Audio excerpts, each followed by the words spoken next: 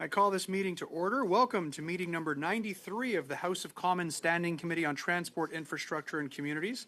Pursuant to the order of reference of Tuesday, September 26, 2023, the committee is meeting to resume consideration of the clause-by-clause on Bill C-33, an act to amend the Customs Act, the Railway Safety Act, the Transportation of Dangerous Goods Act of 1992, the Marine Transportation Security Act, the Canada Transportation Act, and the Canada Marine Act, and to make a consequential amendment to another act.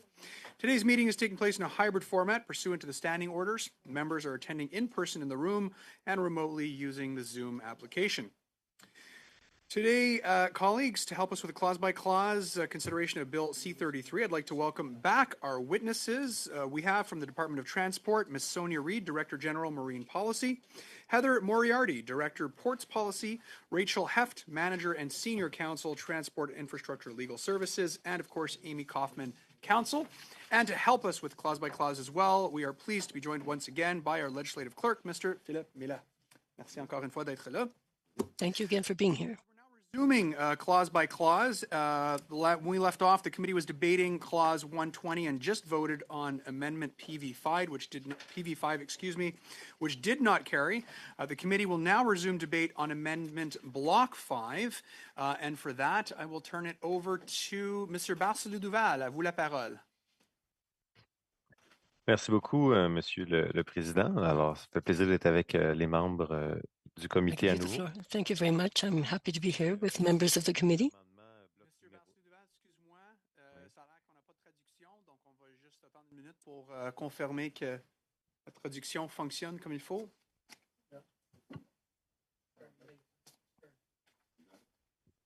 Started? Sorry, Donc, Mr. Chair. Allez encore une fois, juste pour voir si la traduction en français marche pour... So once again, to see whether the French interpretation service is working. Parfait. Perfect. Mr. Chair. So it's now your turn to have the floor.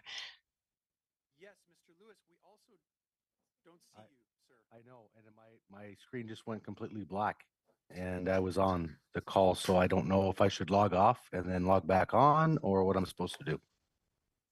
I will turn it over to the clerk for guidance on this.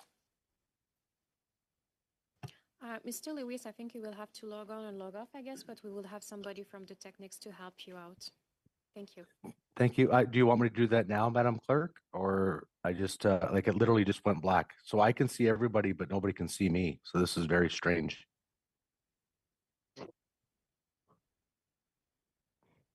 Yeah, I'm going to suspend the meeting for 2 minutes to rectify the audio-visual situation with Mr. Lewis. This meeting stands suspended for 2 minutes. Thank you, Chair.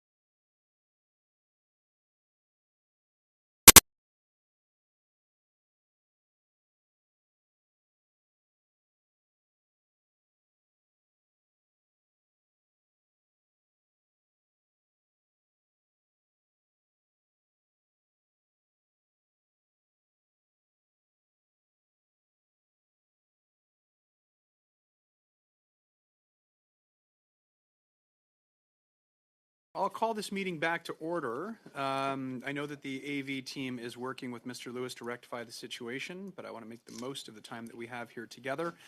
Colleagues, before we resume and I pass the floor back to Mr. Barcelou Duval, I just want to let you know there will be a delay in translation because we are one of the committees that has been selected for a pilot project where they're doing translation virtually at distance. So there will be a bit of a delay. If it doesn't work, please do let me know, but please take into consideration that delay. Donc, à vous, Monsieur Barcelou Duval. Over to Mr. Barcelou Duval for block number 5. Thank you, Chair. So, as I mentioned to begin with, I'm very pleased to see my colleagues at the committee once again, and thank you for being there. I'm on the virtual mode today. I think I have a good reason because a new child entered our family on November 29th last. Congratulations, Mr. Barcelou Duval. But I will no doubt be with you this coming Wednesday. So the BQ5, the article involved involves adding an element to section 62 of the bill by adding 1.1, and 1.1 would read as follows. Regulations made under paragraph 1A must prohibit the loading and unloading of thermal coal to and from ships in a port.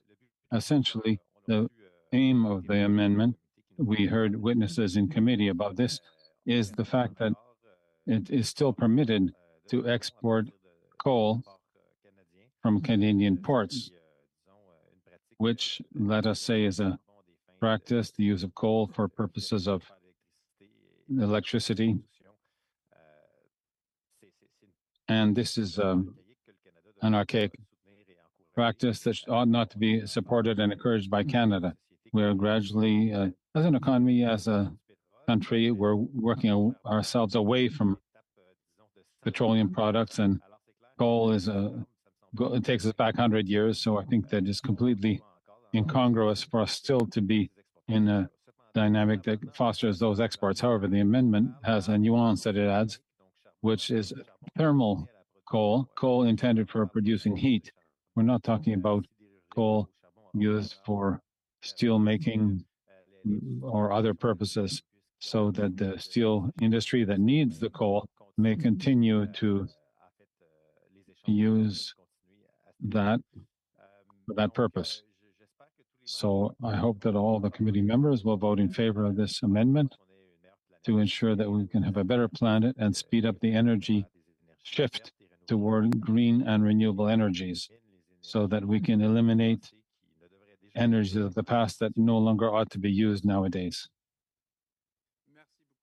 Thank you, Mr. Barcelou Duval. And just a message from our interpreters. They ask you to please speak more slowly, please, if possible. Thank you, Mr. Barcelou Duval. Okay, I've got Ms. Collins, I have Mr. Morrissey, I have Mr. Strahl, and that's it for now. Ms. Collins, the floor is yours. Thank you, Mr. Chair. And I want to start out by thanking my block colleague for this amendment and congratulating him on the recent addition to his family. This is a critical amendment, and we know that we are in a climate crisis. This is the existential crisis of our time, and mining, transport, and the burning of thermal coal is the world's largest emitter of greenhouse gases. So, we are definitely on a pathway of phasing out thermal coal ourselves, but emissions don't know borders. So if we're shipping thermal coal to be burned elsewhere, those emissions are still contributing to the climate crisis. It's been 2 years since the Liberals promised to phase out thermal coal exports, and we've yet to see any legislation. It's why I'm tabling a private member's bill to ban thermal coal exports. And I want to thank my block colleagues for pushing this. I want to thank my Green colleagues for pushing this. I want to extend a special thanks to EcoJustice, Environmental Defense, CAPE, as well as Council of Canadians, and for citizens all across the country who have been pushing the government to do the right thing and to ban thermal coal exports. Thanks. Thank you very much, Ms. Collins. Mr. Morris. Yeah, thank you, Chair. To add to those comments, really encouraged to hear that from other colleagues who have been pushing for this for a long time. As members likely know, thermal coal contributes 30% of global carbon emissions and 800,000 premature deaths every year from the choking smog it produces. The vast majority of thermal coal exported from Canada is from U.S. mines because their own ports have already banned its export. And so I'm encouraged that the Liberal Party had already promised to do this back in 2021.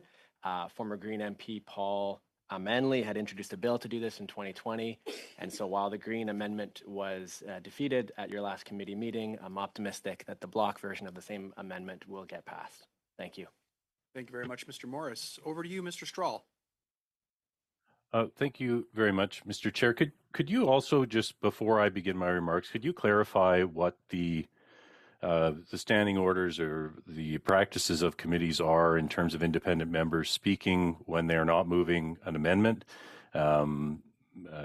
Obviously, during committee time, another member can give his or her time to an independent member, but we are not at a normal hearing. We are studying legislation. And so could perhaps you or the clerk even read the rules in terms of how this goes from now on? Obviously, the Green amendments were defeated, and we're on to a block amendment now. So obviously, Ms. May had the right to make remarks and ask questions, etc. And so before I go to my intervention, I would just like some clarification on how that is intended to proceed. Thank you, Mr. Strahl. I've asked the question to the clerk, and she's advised that as chair, I am able to provide speaking time and to a member who comes into the committee who wishes to do so. Okay, that wasn't my understanding, but we will leave it with the table for now and perhaps come back to that later. I do have a number of questions that I would like to ask the witnesses there. So I will just put them out in general, and the best placed witness can respond. So other than thermal coal, are there any other commodities or goods that are prohibited from being loaded or unloaded using Section 62 of the Act? To the best of my knowledge, I don't think there's anything under Section 62 under the Canada Marine Act that is outright prohibited. I think there are some regulations that may apply in the context of handling of dangerous goods, but most of those are subject to the Transportation of Dangerous Goods Act. So there's no outright bans under the CMA. Okay, so this was not listed as one of the goals of the legislation. It's the Minister Alghabra and Minister Rodriguez. Neither of them mentioned this as a possible outcome, and nor did we hear from any witnesses calling for this to be included as an amendment. So it's a little bit out of left field that this would be done this way. Has the section ever been used? Has it ever been used in the past to perhaps do something that, obviously this is under the Environment and Climate Change Canada's purview. This is under the minister's in the minister's mandate letter, which I'll get to in a minute. But has this section ever been used in this way? Previously, I asked if it was if it had banned any other goods and commodities. You said you didn't think so. I guess it has not been used to perhaps. We haven't used the Marine Act to achieve an environmental goal in the past. Am I right to state that? I would say that the scope and the purpose of the Canada Marine Act is, as it's set out in the purpose section of the Act, does not extend to or does not refer to exports or imports in terms of specific commodities. It does have in the purpose section a reference to environmental protection in terms of the port operations, but that would be the extent. There's no regulation that I could speak to that would ban a specific commodity through the Canada Marine Act. Do you believe that this section could also be used to, for instance, prohibit the deposit of raw sewage in waters that are under the jurisdiction of a port authority? And if not, why not?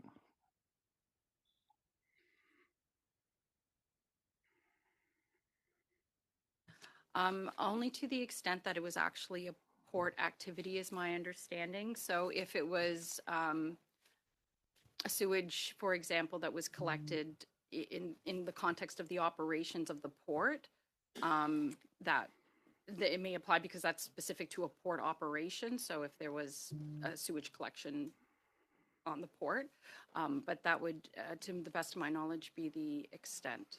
Okay. If this section, if this amendment passes, how many direct jobs would be lost at the Vancouver Port Authority, specifically West Shore terminals? I'm sorry, I don't have that information at hand. Okay. So we don't know how there's been no economic analysis of what the impact would be on ILWU, unionized workers working at the port for this measure to be enforced? None at all? Sorry, we would not have that information at hand right now.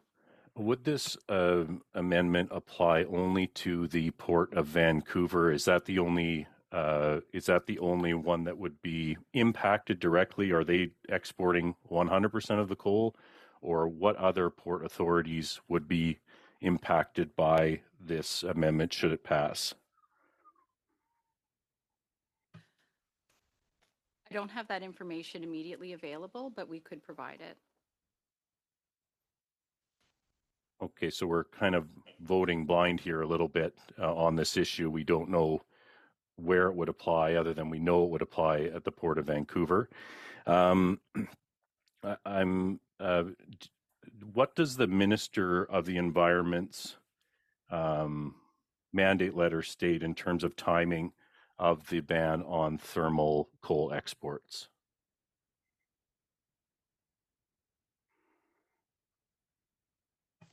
I know that the ministers, oh yeah. So my understanding is that the commitment is to ban thermal coal by 2030. Okay. So the coming into force of this amendment or this section, if it was to be adopted by at this meeting and then subsequently C-33, when would this section of the Act as amended come into force?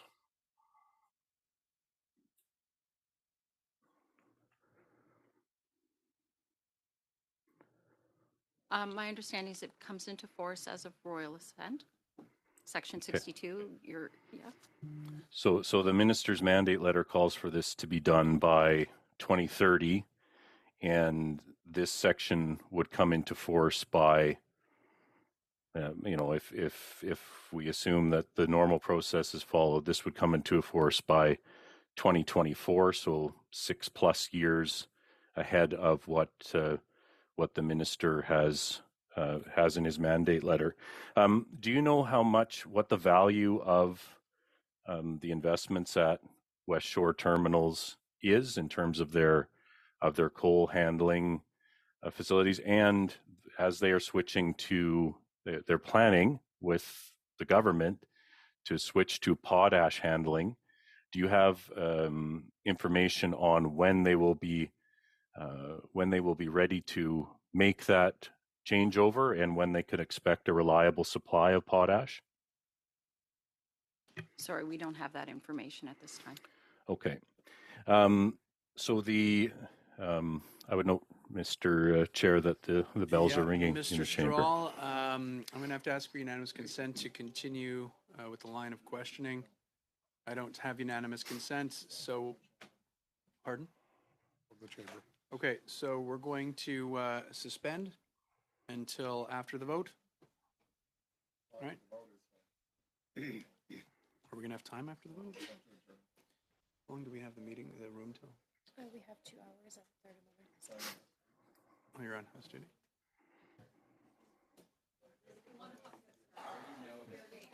Okay, give me 1 second.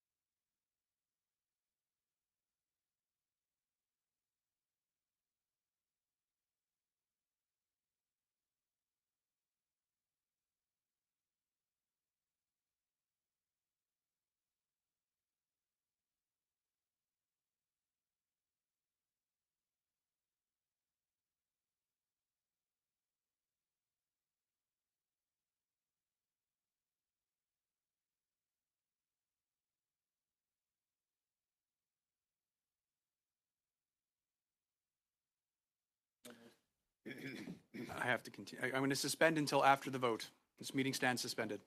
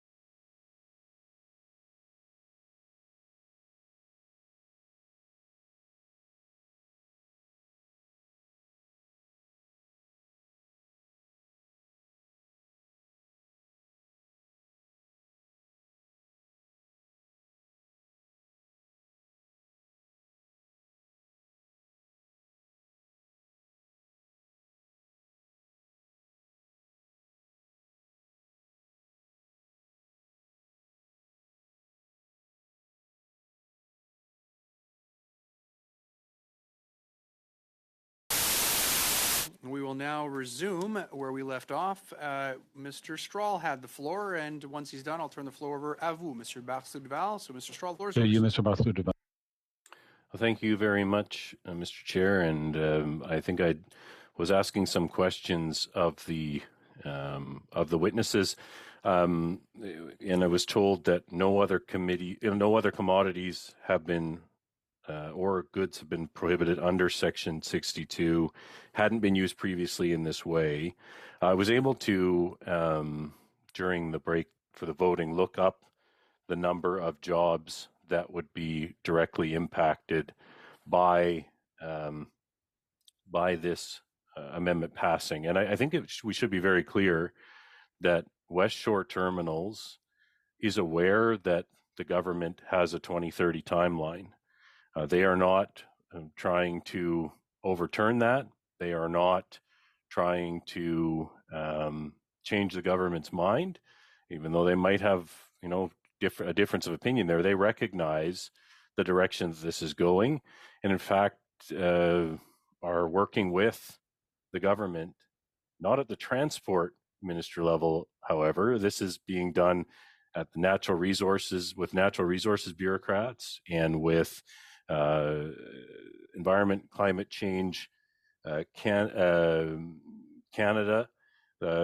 These are this company is working with the government on their timeline.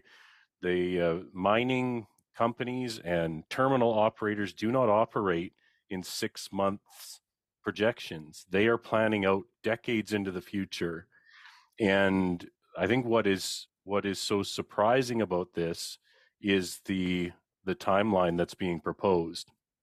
And it's not giving West Shore Terminals, or which would lose, we've been told, anywhere between 125 and 350 ILWU union workers would be out of a job if this came into force as quickly as the block amendment proposes that it does. They are, as I said, they are planning for a thermal coal-free future. They are planning to bring on a significant volumes of potash from a new mine in Saskatchewan that will not become fully operational until the end of the decade.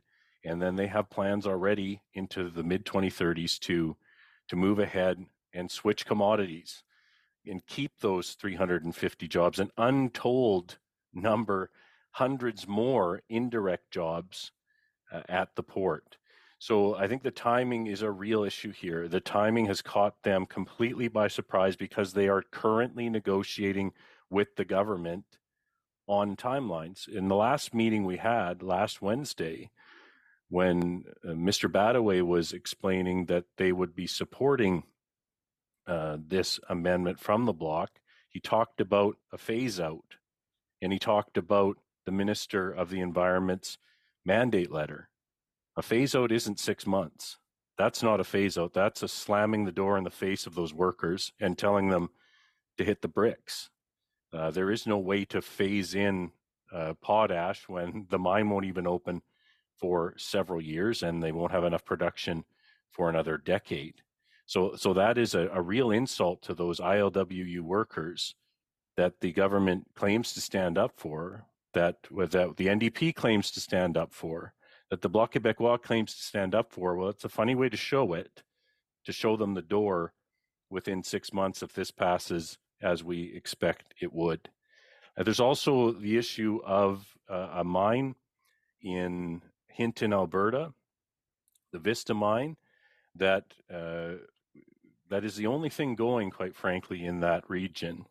The community rallied around that mine, again, with an understanding that thermal coal has a shelf life, that the 2030 is the deadline for which this for which they can hope to export this commodity. And we know that they are planning for that as well. And there are 400 union jobs at stake and an entire community that believed that they had until 2030 to continue to work at that mine that supports their families and supports their community. In fact, the community and the suppliers, everyone at that mine to get it reopened took a huge hit. They were owed money when a previous iteration of the mine couldn't make it. They took less money that they were owed so this mine could continue to operate on the government's timeline, on the Liberal government's timeline. And I think that is the critical issue here. There is no one that believes that the future of the mining sector in this country is in thermal coal. But we do believe in an orderly process. We do believe that word should be kept and that negotiations that are underway should not be abruptly cut off with this type of amendment that has no coming into force provisions outside of what of royal assent. And so I do have a sub-amendment, Mr. Chair, that has been circulated to the legislative clerk, which calls for, it says that Bill C-33 in Clause 20 be amended by adding after line 24 on page 77 the following. 1 sub 1, Section 62 of the Act is amended. Sorry, I'm looking at the wrong one here. Sorry, this is that Bill C-33, I believe, I don't know that it's numbered. Bill C-33 in Clause 125 be amended by adding after line 16 on page 80 the following. 6 sub 1, subsection 120, 1 sub 1, comes into force on January 1st, 2031.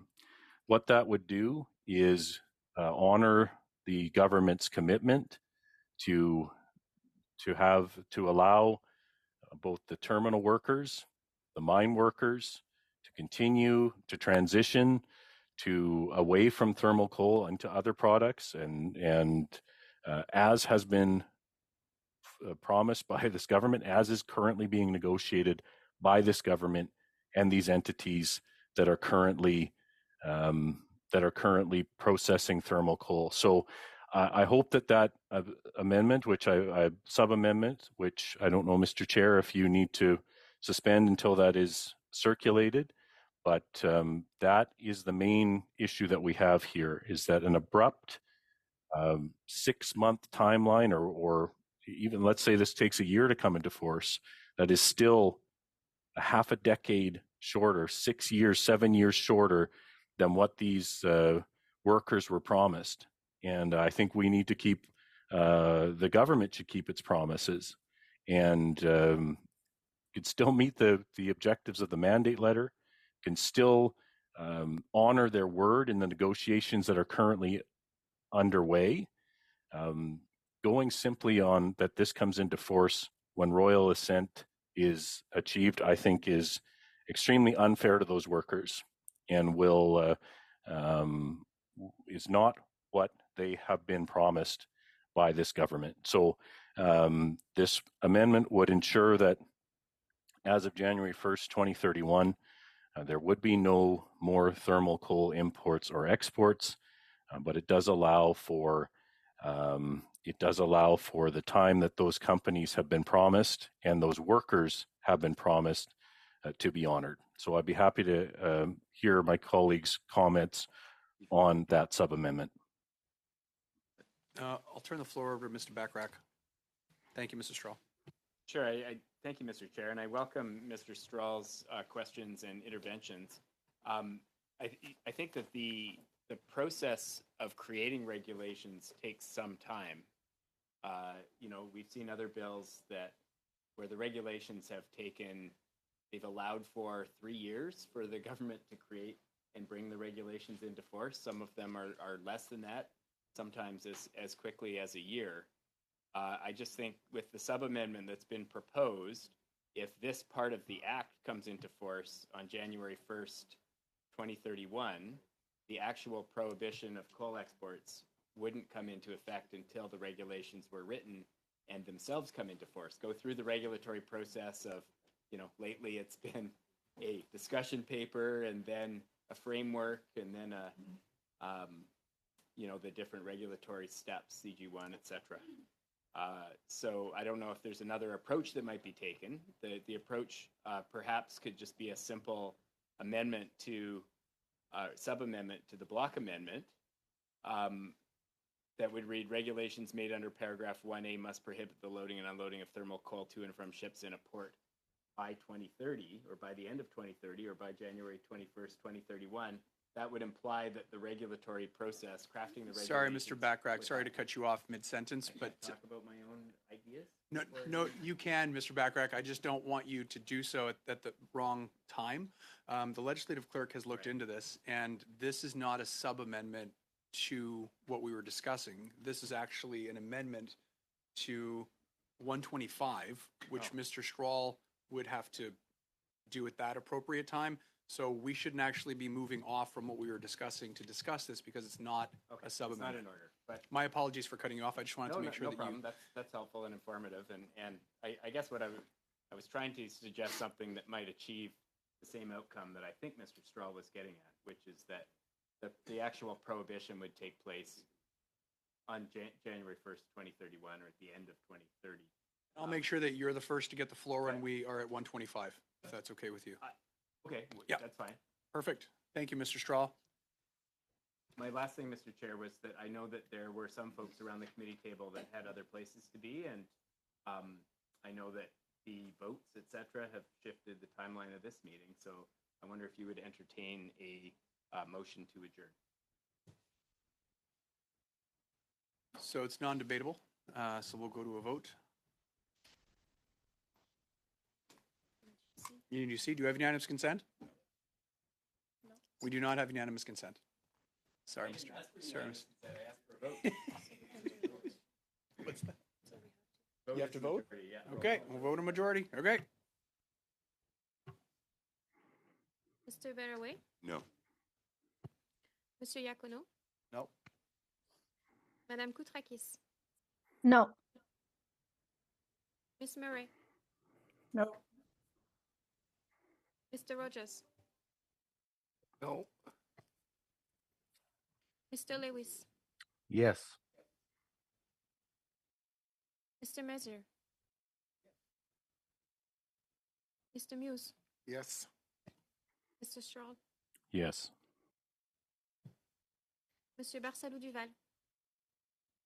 No. Mr. Bachrach? Yes. 5 yeas, 6 nays.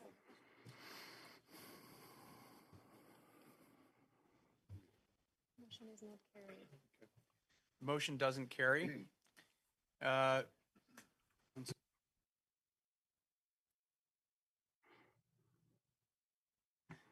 Donc, le prochainement, je vais aller à M. Barsalou Duval. So now I'm going to ask Mr. Barsalou Duval to speak. Thank you very much, Mr. Chair. I listened very closely to what my Conservative colleague had to say, as well as my NDP colleague. I understand quite well your concerns regarding their vision on the amendment being proposed. However, I don't have the same concerns. In fact, I think my concerns are opposite, because what concerns me most is climate change and the use of coal and just how that harms our environment and our planet. When we talk about greenhouse gases from natural gas, from diesel oil, from oil, and that has nothing to compare to the effect of coal. There's nothing comparable. And so I think that, yes, the government promised to ban by 2030 the export of coal. That was part of the Liberal platform. But I think that 2030, it really is too far off. We have to accelerate the process in fighting climate change. And there is a world crisis, and when you know that 20% of world greenhouse gases come from coal, so you can see how huge it is. So in my case, I'm quite ready to talk about what terms will be applied to, whether it's too long or too short. I don't know why 6 months is being proposed, because in the bill, it says that the regulations should forbid any transportation of coal. I don't know that we'll have those regulations in 6 months or 3 weeks or in a year's time. The government could perhaps tell us when these regulations will be enforced, and then in the regulations, they may give a specific date, but I think that 2030 it's not responsible to talk about 2030. It's just too far off. I think that we already are lagging behind. In fact, as an excuse, the conservatives say, and maybe even the liberals sometimes say, oh, we've got to follow what the Americans are doing, or American neighbors, when we talk about any standards we want to implement at any level. But now we're behind the Americans, and yet we say we often want to do what they're doing, and yet often when we say we want to follow them, often it's because we don't want to act or go faster. But now we're talking about going even slower than them when we should be going faster. There shouldn't be an excuse if our neighbors aren't going as fast on this, but in fact, we're not even there. So what I would like to say, I don't want to spend too much time on this. I think it's important to go ahead with this amendment. I think that Canadians and Quebecers expect their elected officials to act in a responsible fashion and to be in the interest of everyone. In other words, to bring down our greenhouse gases and coal. Actually, there is no other fuel or product that produces more pollution than coal. So I don't see how we can say that we'll do that later or we just won't do it. I think we have to do it more quickly, and I would like to invite the committee members to carry the amendment, and we'll see for the implementation. We'll be able to discuss it then. If we want to come up with specific things in the bill, we'll have time to do that. But I don't think that we won't be finished with this issue tonight. Thank you. Now, Mr. Becca-Huck and Mr. Straw. Yeah, I would like to ask the witnesses, what consultations has Transport Canada undertaken with the ILWU? Oh, my apologies. I had given the floor to Mr. Bachrach, and you were next. Oh, sorry. I only heard Mr. Strahl. I will stop talking for a moment. Okay. Thanks, Mr. Chair, and my apologies to Mr. Straw. I also have questions for the witnesses. Based on the wording of the block amendment in front of us, what would the approximate timeline be if the government were to start considering what the regulations were to look like when this bill comes into force? How long before you could get through all of the regulatory, the consultations, the regulatory stages, et cetera, and actually have a regulation that came into force? The process, as far as I'm aware, would normally take about 36 months from inception through consultation, through gazetting. So if this bill came into force in 2024, then it could take as much as 3 years. 36 months, 3 years? It can be longer. It depends. It can be longer than 3 years. It can be. It depends on the nature of the regulation. So we're looking at 2027, 2028 before, even if we were to pass this today, it's going to take several years to actually get regulations that hit the ground and create the change. Now, could those regulations also include a timeline for the phase out? Like, I guess what I'm getting at is that the language before us is fairly broad. Regulations made under paragraph 1A must prohibit the loading and unloading of thermal coal to and from ships in a port. It doesn't include any timeline. how would that be interpreted? Could the government, could the regulations include a timeline other than right away? Given the language in the proposed amendment, it's impossible to say exactly how it would be interpreted, but it does use the language of must, the regulations must prohibit. Therefore, I think we can interpret that to be literal. To be right away? Or we would have to examine that as the regulations are being drafted, but right. It seems to be phrased as an obligation. From the witness's perspective, would the amendment benefit from clarity on the timeline, or is that an opinion you can provide? I don't think that's an opinion we can provide. Okay. Yeah, I guess, you know, the first answer to me was the most illustrative, which is that the regulatory process takes quite a bit of time. And so the sort of alarmist commentary that Mr. Strahl was providing, although I understand how he interpreted it that way, I don't think that's actually the reality that would unfold.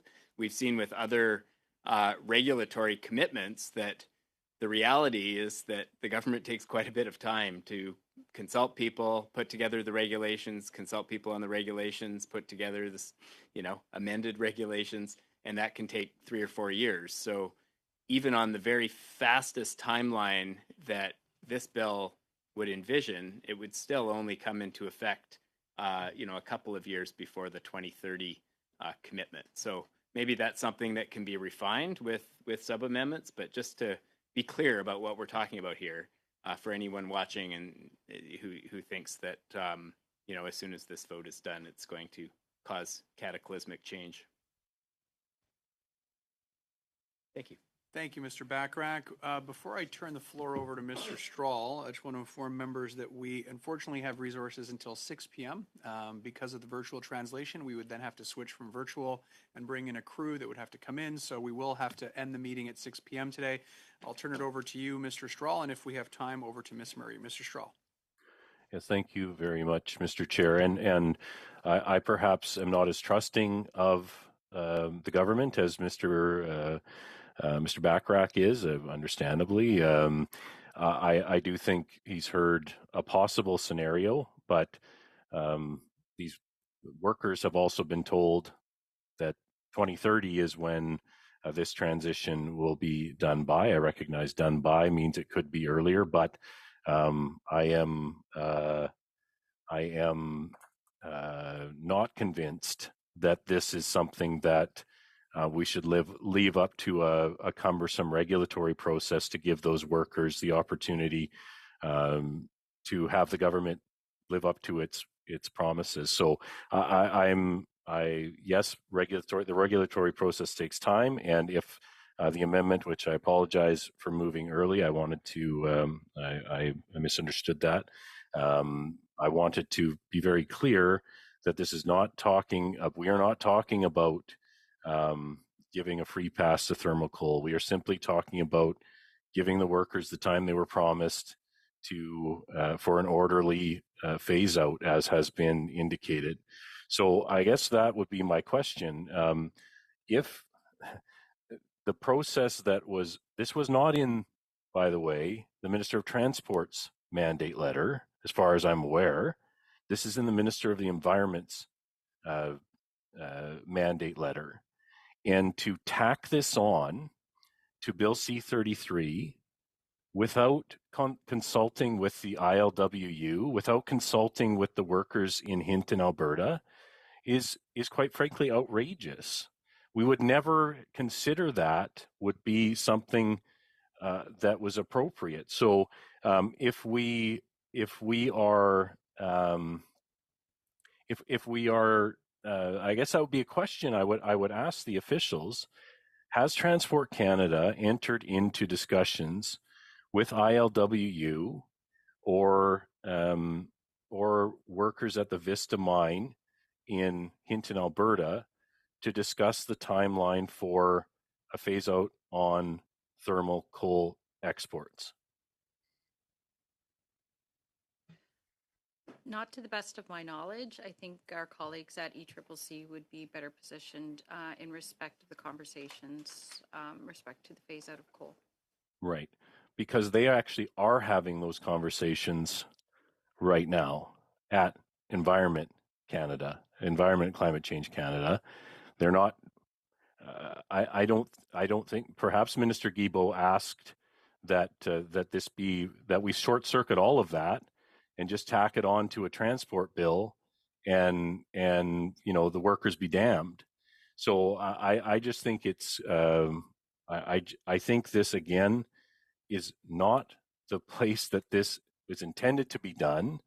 A thermal coal phase out is coming. Everyone knows it. No one's even fighting it, but they are fighting the idea that they would lose years off of the transition timeline because they're already losing, billions of dollars because of the timeline that there is.